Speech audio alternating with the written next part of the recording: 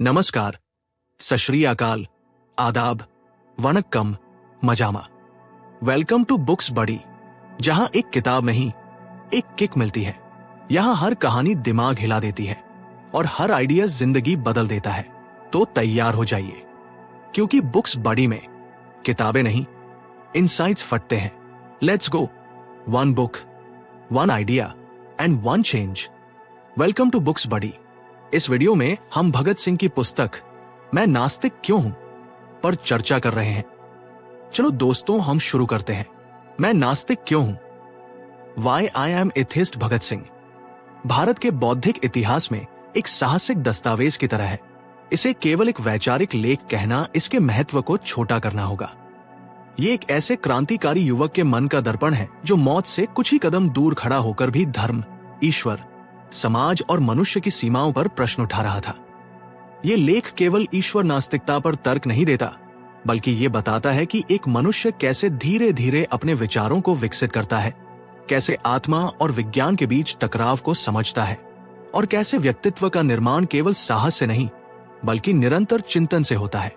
परिचय। नास्तिकता का अर्थ और उसका गलत समझा जाना मीन्स लोगों ने उनके नास्तिक होने का गलत अर्थ निकाला। भगत सिंह शुरुआत में ही बताते हैं कि लोगों ने उनके नास्तिक होने का गलत अर्थ निकाला।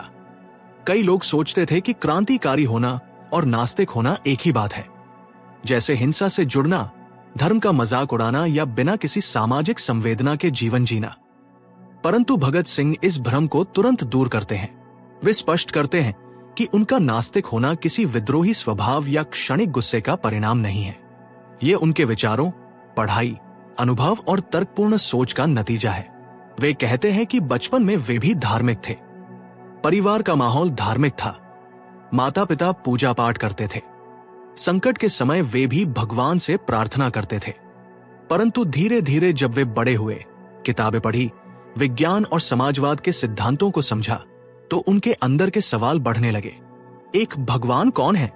2, उसकी शक्ति क्या है? 3, अगर वह न्यायप्रिय है तो अन्याय क्यों है? 4, अगर वह सर्वशक्तिमान है तो बुराई क्यों है? इन सवालों के उत्तर धर्म में मौजूद नहीं थे।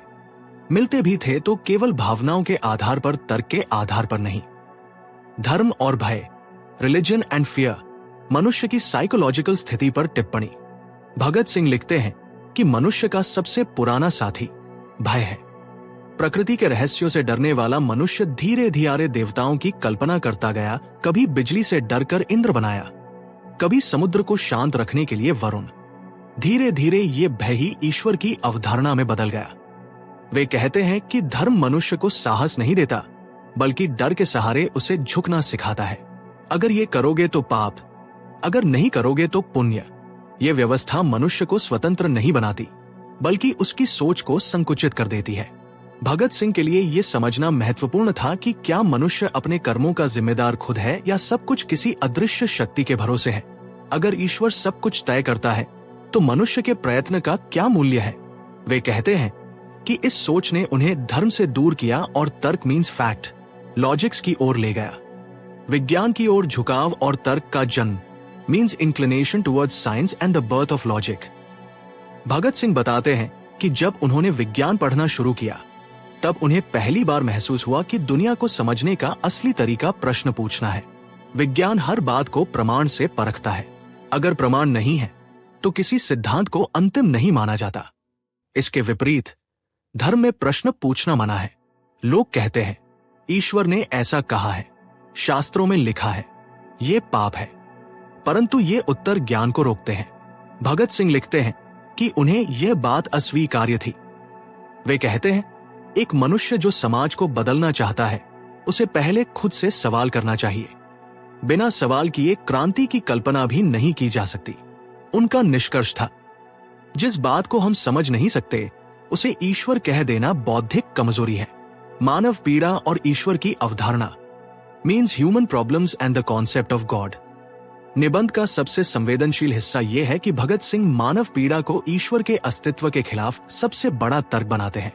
वह कहते हैं अगर ईश्वर सर्वशक्तिमान है तो वह दुनिया में अन्याय, भूख, युद्ध और गरीबी को क्यों रहने देता है? और अगर वह इन्हें रोक नहीं सकता तो वह सर्वशक्तिमान कैसे है? अगर वह इन्हें रोक सकता है पर रोकता नहीं तो वह दयालु कैसे माना जाए? ये प्रश्न केवल तर्क नहीं बल्कि मानवीय संवेदना को समझाने का प्रयास है। भगत सिंह कहते हैं कि दुनिया की बुराइयों के लिए ईश्वर को जिम्मेदार कहना या किसी दिव्य इच्छा का नतीजा मानना उन मनुष्यों का अपमान है जो दुख झेलते हैं। यहाँ वे स्पष्ट कहते हैं कि यदि कोई व्यक्ति ईश्वर को संसार का निर्माता और पालक मानता है तो दुनिया में व्याप्त दुखों को देखकर उसे अपने विश्वास पर पुनर्विचार करना चाहिए। कर्म बनाम किस्मत मनुष्य की जिम्मेदारी means karma versus fate human responsibility. Bhagat Singh कर्म और किस्मत की चर्चा अलग ढंग से करते हैं। वे मानते हैं कि धर्म ने मनुष्य को कर्म करने से रोका है क्योंकि वह कहता है कि सब कुछ भाग्य पर निर्भर है, जो होना है वही होगा, ईश्वर जो चाहता है वही होता है। ये सोच इंसानों को निष्क्रिय बनाती है। भगत सिंह कहते हैं कि अगर मनुष्य अपने कार्यों का जिम्मेदार ईश्वर को ठहरा देगा तो वह कभी समाज नहीं बदल पाएगा। क्रांति इसलिए संभव है क्योंकि लोग अपनी क्षमताओं पर भरोसा करते हैं, न कि किसी आकाशीय शक्ति पर। वे लिखते हैं, मैं नास्तिक इसलिए हूं क्योंकि मैं मानता हूं कि मनुष्य अपनी किस्मत खुद बनाता है। ये क्रांतिकारी के लिए आवश्यक भी है क्योंकि अगर वह किसी चमत्कार के इंतजार में बैठा रहे तो अत्याचार के खिलाफ लड़ाई संभव ही नहीं होगी। आत्मा, पुनर्जन्म और मोक्ष और वैज्ञानिक दृष्टिकोण means soul, rebirth and moksha, scientific perspective. Bhagat Singh आत्मा और पुनर्जन्म के सिद्धांत पर भी चर्चा करते हैं। वे प्रश्न उठाते हैं कि अगर आत्मा अमर है और मोक्ष जैसी कोई चीज है तो उसका प्रमाण क्या है? सदियों से इन अवधारणाओं को माना जाता रहा है परंतु प्रमाण शून्य है। वे स्वीकार करते हैं कि लोगों की भावनाएं इससे जुड़ी होती हैं, परंतु एक लॉजिकल व्यक्ति को इमोशंस के आधार पर अपने विश्वास तय नहीं करने चाहिए। उनके अनुसार मनुष्य की चेतना मतलब कॉन्शियसनेस और मानसिक प्रक्रियाएं मस्तिष्क से जुड़ी है जो शरीर का हिस्सा है। शरीर खत्म होता है तो चेतना भी समाप्त हो जाती है। ये वैज्ञानिक दृष्टिकोण उन्हें अधिक तार्किक लगा। भगत सिंह का व्यक्तिगत संघर्ष, जेल, मौत और नास्तिकता। निबंध का सबसे मार्मिक भाग तब आता है जब भगत सिंह कहते हैं कि उन्होंने नास्तिकता को मौत के डर से नहीं छोड़ा। जेल में अक्सर लोग धार्मिक हो जाते हैं। यह स्वाभाविक भी है, जब इंसान के पास कुछ नहीं बचता तो वो किसी अलौकिक शक्ति में सांत्वना ढूंढता है। पर भगत सिंह कहते हैं कि वे इस परीक्षा में खरे उतरे। उन्होंने अपने विचारों से समझौता नहीं किया। मौत सामने थी, फिर भी वे ईश्वर पर विश्वास नहीं कर पाए क्योंकि उनके तर्क के सामने उस विश्वास की कोई ठोस नींव नहीं थी। वे ये भी स्वीकार करते हैं कि नास्तिक होना आसान नहीं होता। समाज में नास्तिक को गलत नजर से देखा जाता है। लोग उसे चरित्रहीन, कैरेक्टरलेस, असंवेदनशील, अनकॉन्शियस या विद्रोही समझते हैं। पर भगत सिंह कहते हैं कि नास्तिक होना मुझे और रिस्पॉन्सिबल बनाता है क्योंकि अब मेरे कर्मों के लिए केवल मैं जिम्मेदार हूं, कोई ईश्वर नहीं। यह विचार एक ऐसे युवा का है जिसे मृत्यु दंड दिया गया था और वह इस भारी परिस्थिति में भी अपनी वैचारिक दृढ़ता बनाए रखता है। नैतिकता और ईश्वर विश्वास का संबंध। भगत सिंह तर्क देते हैं कि नैतिक होने के लिए ईश्वर में विश्वास करना आवश्यक नहीं है। हर धर्म अपने अनुयायियों को नैतिक होने की शिक्षा देता है, पर वास्तविक नैतिकता वह है जो बिना किसी दंड या पुरस्कार के भय के की जाए। अगर कोई व्यक्ति इसलिए अच्छा बनता है क्योंकि स्वर्ग मिलेगा तो क्या ये सच्ची नैतिकता है? अगर कोई पाप करने से इसलिए बचता है क्योंकि वो नरक से डरता है तो क्या ये सच्ची पवित्रता है?